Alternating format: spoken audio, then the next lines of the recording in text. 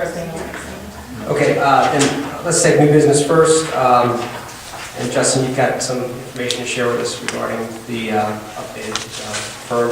Yeah, basically, as you know, and as explained in the memo from FEMA, is that they've been undergoing this new process of modernizing the map. As I explained, it went from a town base to a county base, and I can just basically hold this up with a committee.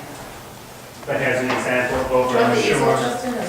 No, it's going to fall over on the original. Yeah, it does. But here's an example of just Jamestown shores and what it looks like now. I didn't bring the old maps, but these are a lot more detailed with the aerial photos showing the zones.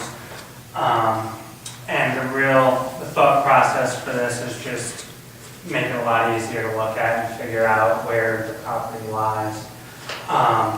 Jamestown, as are all towns, part of the firm program, the flood insurance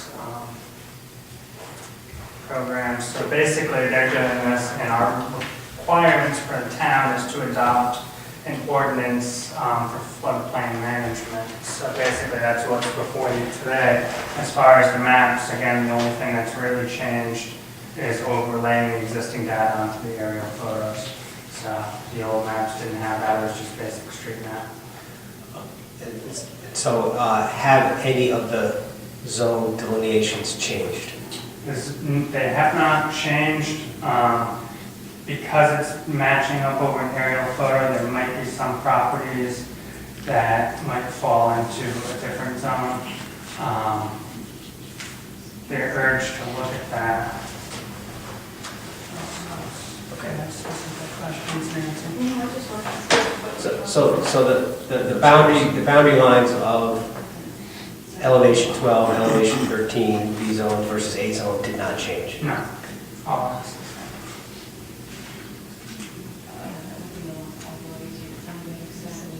Right, so it does clarify.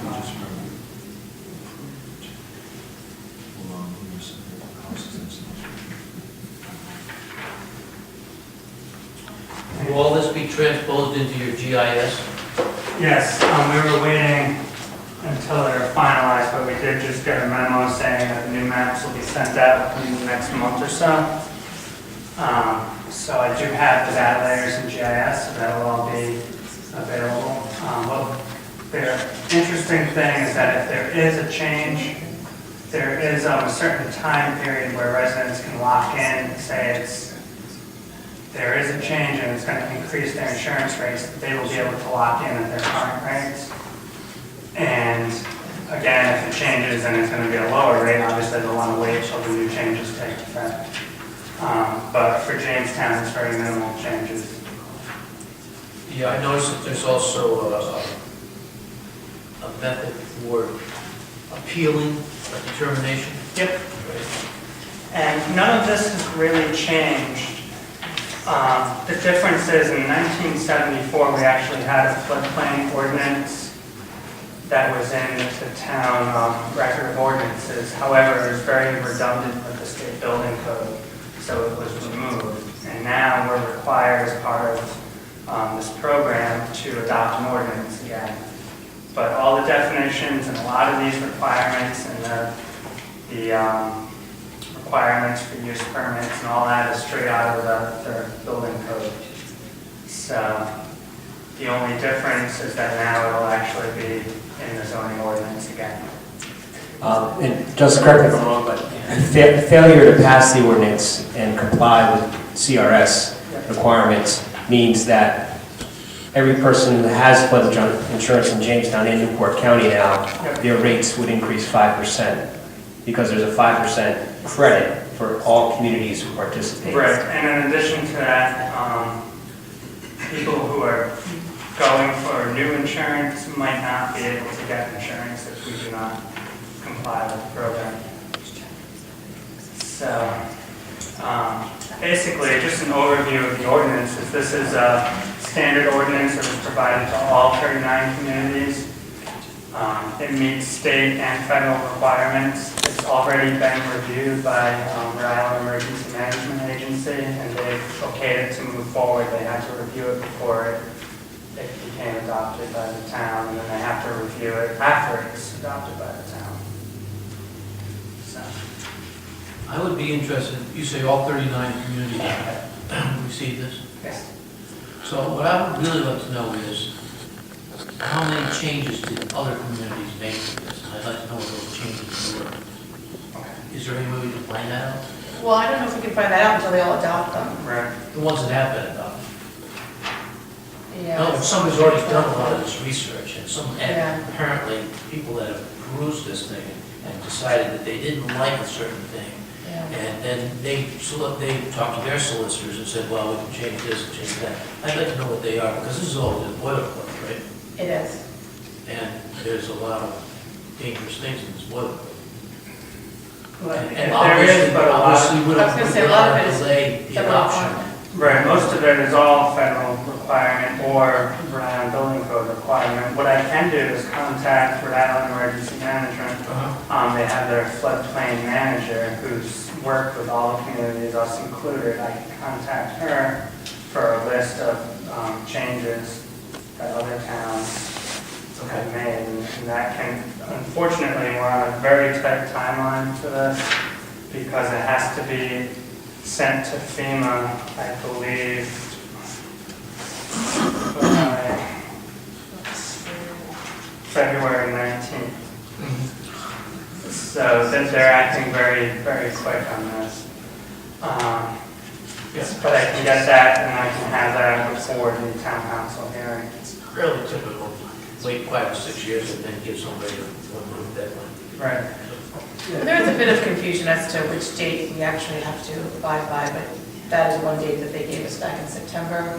And the dates they've given us since then are April, but it doesn't say the deadline's been extended, so it's a bit confusing. We didn't realize that until today. We thought we were perfectly on target for April until we looked at it again today, past correspondence. But, I mean, is there a consensus that everybody needs to see that to go forward? What other communities are doing? Well, I just wanted, Mike, to answer your concern. The way I see this is referring to FEMA, which sends to local building officials. This is a do it or else. Right. And if we choose to tinker with this, It has to go back to FEMA. right, It has to- yeah. which may make us, I understand that. okay. And I also understand that other communities have already done this, and other communities might have a larger staff than we have, and they might have found some things that are fairly obvious that we might miss. I'd just like to know what those things are. Do you want them presented to the planning commission or have it ready for the council when it goes to the council? I think that the planning commission should look at this one more time. Based on what? Before we make a recommendation to the council. Sure. I'd support that. That sounds like a reasonable request. We have to have this approved by some date in April, but doesn't that mean that another time? We have to have it up to FEMA by April 5th. Right, but I mean, it's January 5th.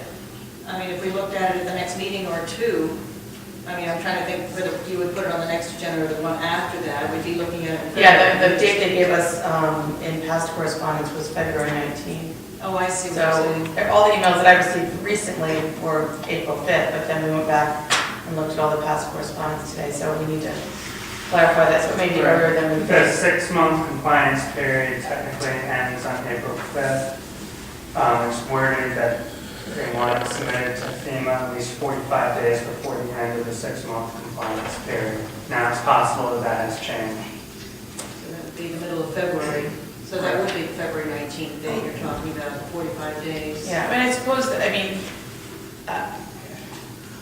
I guess the thing that would matter is if we did not meet our deadline, then properties would not be eligible for flood insurance, for federal flood insurance. So, I mean, it's not that it's a little, I mean, that's fairly significant. Like I would venture to say, I'm